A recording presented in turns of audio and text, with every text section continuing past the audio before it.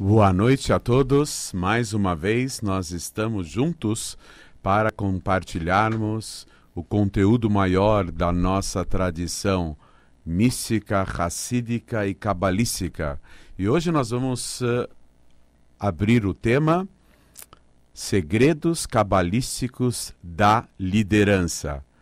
Antes de darmos a sequência, nós vamos pedir para o nosso amigo Yaakov para anunciar os números telefônicos da rádio. Os telefones do ouvinte da Rádio Vibe Mundial são 31710221, 3262-4490, repetindo, 31710221, 3262-4490. Existe uma ideia no Talmud de que, em aramaico, uma citação, Malchuta deara ke'en Malchuta derakia.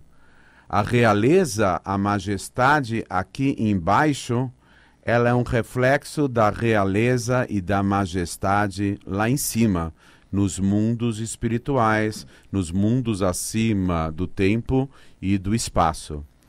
Então, tudo que ocorre aqui em termos de liderança, por exemplo, os vários poderes, né, tripartitura dos poderes, legislativo, judiciário, executivo, existe um conceito também de anjos, criaturas angelicais, que compõem comissões, tipo Congresso, Parlamento, ou congressistas, etc. Existe um conceito similar, muito mais refinado nos mundos espirituais. Como já falamos aqui anteriormente, que as 70 nações do mundo possuem anjos representativos que atuam junto ao Todo-Poderoso para repassar as bênçãos e os fluxos de espiritualidade para cada nação, sob forma do sucesso, do êxito e das bênçãos de cada nação, em termos de sucesso material, saúde, etc. E outra citação que nós temos é que Yat velev mlachim, aí em hebraico e não aramaico, Yat velev mlachim beyat Hashem. Tanto as mãos como os corações dos monarcas se encontram nas mãos de Deus. O que significa isso? Que apesar de que o ser humano, em geral, possui o livre-arbítrio, o poder de escolha entre o bem e o mal, quando se trata de decisões de amplitude mundial, então os monarcas eles têm um insight, eles têm uma irradiação, um fluxo que vem diretamente de Deus e que faz com que eles ajam de uma forma ou de outra, principalmente em relação a acontecimentos e eventos de amplitude mundial que se tratam de decretos divinos para toda a humanidade.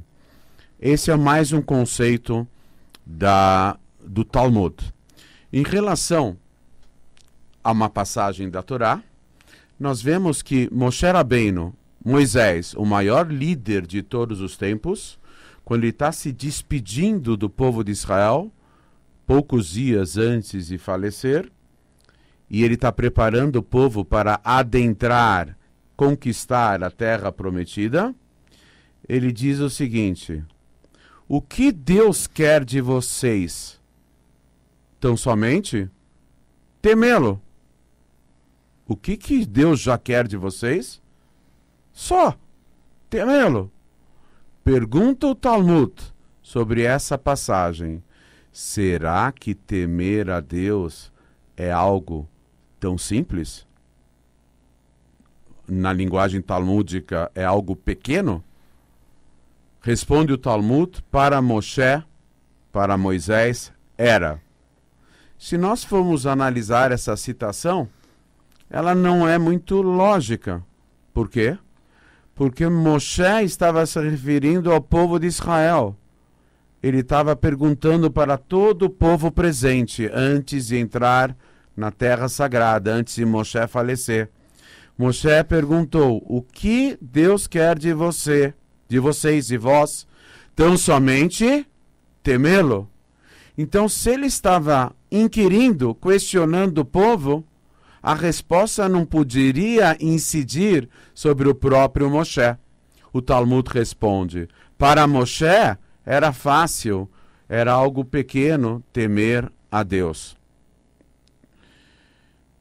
Se analisarmos todo o Talmud e toda a tradição e literatura rabínica, não vamos encontrar essa resposta. Havia um grande rabino-chefe de Montreal, no Canadá, Rabino Pinchas Hirschsprung, de abençoada memória, que ele sabia todo o Talmud babilônico de Jerusalém e todo o Códex, o Shulchan Aruch e o Maimônides, ele sabia todas as obras rabínicas compiladas da Torá oral de cor, com uma memória fotográfica. Ele não tinha essa resposta, até que ele se aproximou do movimento hassídico, se aproximou do Rebbe, e do Lubavitch Rebbe, e começou a estudar também a mística do judaísmo, inclusive a filosofia hassídica, inclusive a Kabbalah. E o livro principal da Kabbalah, do Zohar, e que é explicada essa citação no Tânia, que é a obra básica e referência da filosofia hassídica, explica o seguinte: faz a mesma pergunta que o Talmud faz. Será que temer a Deus é algo pequeno? E aí a resposta do Talmud é: para Moshe era algo pequeno. Aparentemente, não respondeu a pergunta. A pergunta incidia sobre o povo de Israel, porque a exigência era sobre o povo, temer a Deus, e a resposta foi sobre Moshe. Vem o Zohar, principal obra da Kabbalah, e ele é lembrado no Tânia, dizendo o seguinte: após o falecimento de Moshe, houve uma expansão da alma de Moshe. Uma expansão, já que ele foi a maior carreira empreendida em toda a história da civilização humana. Desde que o homem pisou no solo do planeta Terra, Moshe foi a alma e o líder mais espetacular. O único em relação ao qual Deus falava face a face.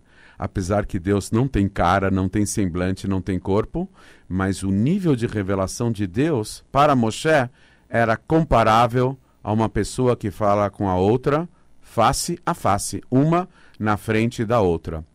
Então, houve uma expansão da alma de Moshe, e faíscas do Moshe entraram em todos os membros do povo de Israel, e no seu potencial, por extensão, em toda a humanidade. Agora nós conseguimos entender. Quando Moshe se referiu ao povo de Israel, será que o que Deus quer de vós, somente temê-lo? O Talmud pergunta e responde: será que é pouca coisa temer a Deus? E o Talmud responde para Moshe: sim, era. Vem o Zohar e fala: já que o Talmud foi escrito sob inspiração divina, os sábios do Talmud, eles eram totalmente conectados com Deus, então eles disseram: para Moshe é algo simples temer a Deus. E eles deram uma dica aqui, que somente a mística do judaísmo, a Kabbalah, nos revela, que houve essa expansão da alma de Moshe, e que há uma faísca de Moshe em todos nós. E que todos nós podemos temer a Deus, porque existe esse potencial dentro de nós. Moshe Rabbeinu, Moisés, o maior líder de todos os tempos, irradiou uma faísca de espiritualidade para cada um de nós. Por isso, nós sim podemos temê-lo. Por que eu estou citando essa passagem? Porque a alma de Moshe irradiou em todas as gerações, em todas as pessoas e particularmente no líder de cada geração. O líder de cada geração, que é a pessoa mais espiritualizada, mais conectada com Deus, tem uma faísca maior de Moshe dentro de si. Na nossa geração, o líder maior é o Lubavitch Rebbe, e o líder maior de todos os tempos, que vai se revelar a qualquer momento, será o Mashiach, o Messias, o rei Mashiach, o último soberano descendente direto da casa real de David. Por que ele vai conseguir liderar o mundo inteiro, a humanidade inteira? Porque ele vai ter uma dosagem maciça da irradiação da alma de Moshe. Por isso, os verdadeiros líderes são aqueles que, além de serem bem intencionados, eles têm uma força maior que vem de cima. Quando qualquer líder de qualquer nação se presta a desempenhar o seu papel beneficiando toda a nação, então ele tem uma ajuda divina. A mão de Deus direciona os passos desse líder para ter sucesso em sua missão. Liderança tem vários níveis. Eu estou falando do líder de uma nação, mas existe a liderança no grupo social, na família, no ambiente de trabalho. A liderança é a capacidade de, ao mesmo tempo, impor as ideias, mas ao mesmo tempo beneficiar. As pessoas cometem um erro em deduzir que o líder é aquele que se impõe nas suas ideias, nos seus projetos, aqueles que acabam preponderando na vontade dos outros, influenciando os outros de uma forma geral. Não é esse o conceito da mística do judaísmo, da filosofia racídica e da filosofia cabalística, a própria Kabbalah. O âmago da sabedoria infinita de Deus define o líder como alguém semelhante a Deus. Como está escrito, Tzadikim domim leboram.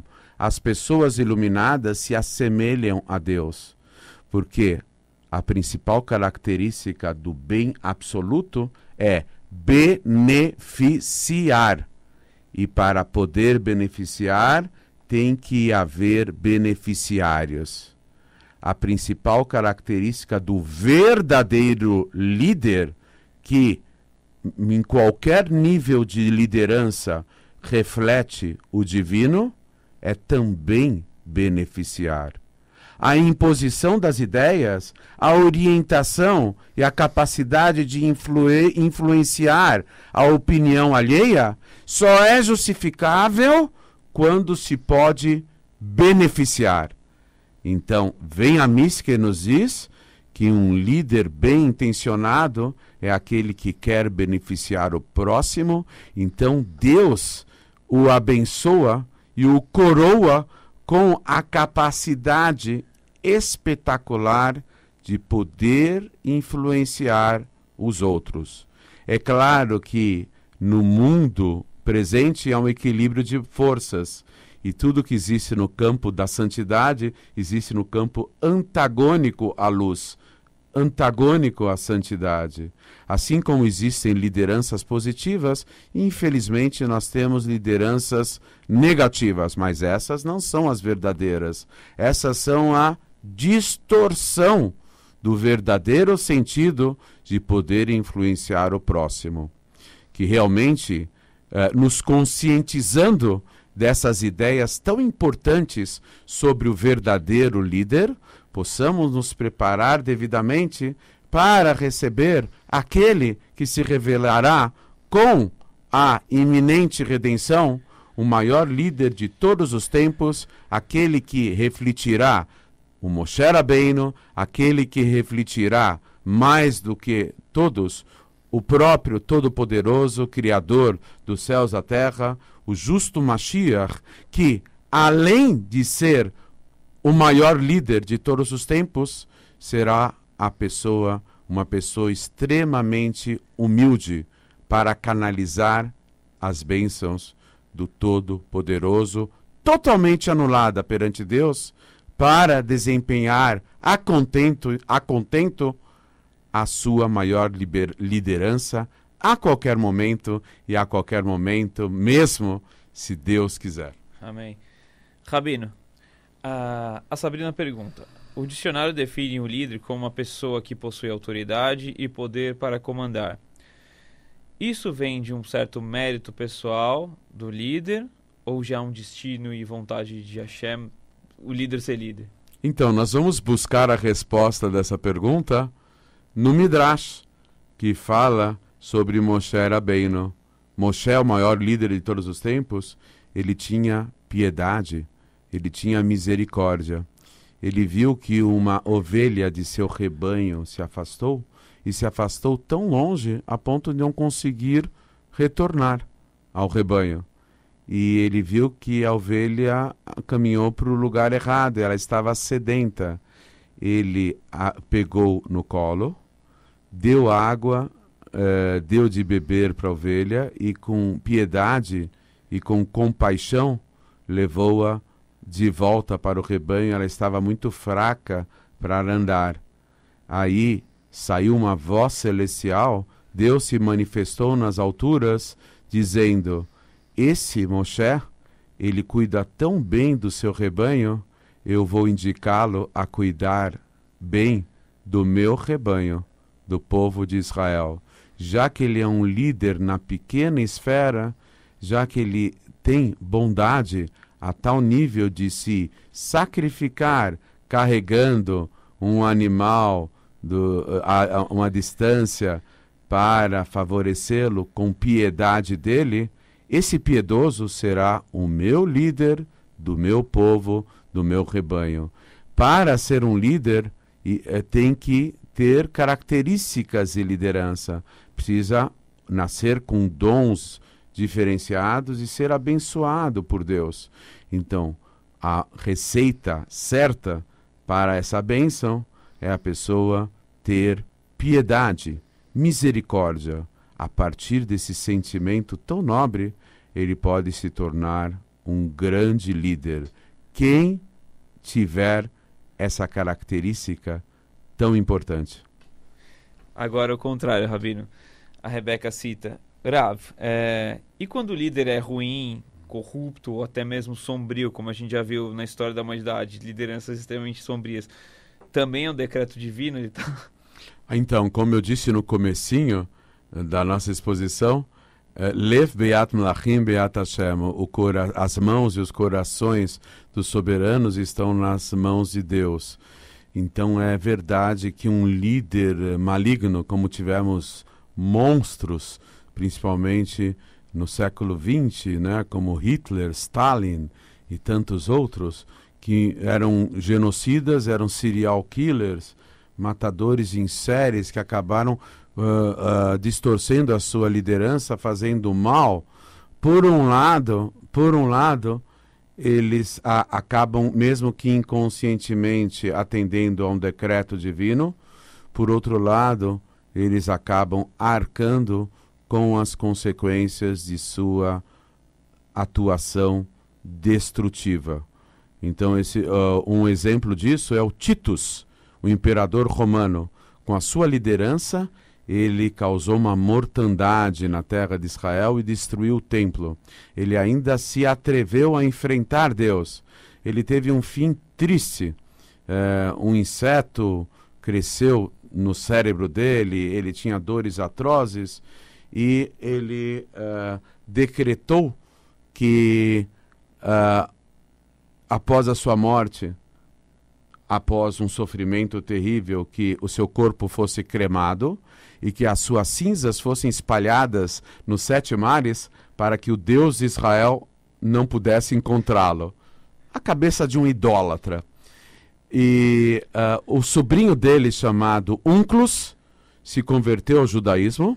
E antes de se converter, ele invocou, por meio de uma médium, o que é uma proibição na Torá. Ele fez isso antes de se converter, e ele invocou a alma do Titus, entre outras. E ele perguntou para o Titus como está a sua situação. Então o imperador Titus disse: aqui no local onde eu me encontro,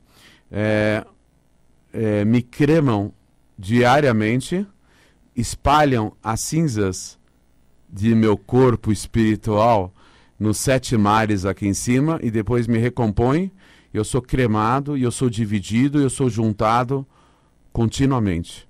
Tudo que ocorre no mundo espiritual é contínuo. Então, essa é a consequência de um líder malévolo, maléfico, ter usado a sua liderança para fazer o mal. Ah, mas afinal das contas, não era um decreto de Deus? Então, essa requer uma outra observação. Por que os egípcios foram punidos se já estava decretado que os judeus seriam escravizados pelos egípcios? Eles foram punidos com a morte no afogamento e sendo escaldados pelo maremoto do fechar das águas do Mar Vermelho, porque eles deveriam somente escravizar os judeus e não com requintes de crueldade. Os decretos que são provenientes do divino, eles são gerais, mas a pessoa mal intencionada ainda tem uma autonomia para fazer o mal maior ainda do que aquilo que foi decretado nas alturas. Por esse mal autônomo, por essa autonomia ainda, esse resquício de autonomia da vontade, a pessoa vai ter que ser penalizada, se não nesse mundo, nas outras esferas. A Regina pergunta, Rav, você é o rabino, líder religioso. Pela Cabala, existe diferença em líderes religiosos e líderes políticos? Há uma citação na Ética dos Pais de ficarmos ligeiramente distantes do político clássico. Existem políticos bem intencionados, mas a política, a própria ciência da política, é a arte de, por meio da arguição, da argumentação, fazer valer a sua opinião, mesmo que ela não vá beneficiar o próximo. Como consta na Ética dos Pais, fique longe das autoridades, porque quando elas precisam de você, vão recorrer à sua ajuda, mas quando não mais precisarem de você, você será expurgado, você vai ser distanciado delas. Ou seja, autoridades, aqui é uma referência às autoridades políticas e não administrativas. Então, o político, em geral, ele é visto pela tradição judaica, pela tradição milenar, com reservas. Ou seja, podermos nos relacionar com todos eles, mas mantendo uma distância e categoria. Tem mais um tempinho ainda, Rabino. Rabino, como podemos ter bons líderes? Não no caso de um decreto, mas a população, o povo. Como podemos escolher bons líderes? Só podemos ter bons líderes cumprindo com os desígnios divinos.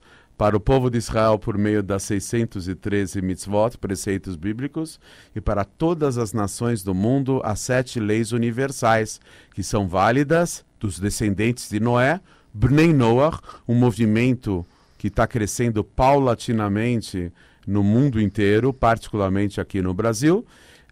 Bnei Noach são todo e qualquer cidadão brasileiro que não necessariamente tem uma religião, mas que siga esses ditames e orientações bíblicos extensivos do monoteísmo, do monoteísmo religioso, do monoteísmo ético, etc. Essas leis que vêm preservar a harmonia do grupo social e da sociedade de uma forma geral e da civilização humana como um todo. Então, para termos bons líderes, precisamos ter educação. Um verdadeiro líder, ele começa a ser formado a partir do momento que ele começa a andar e que ele começa a falar.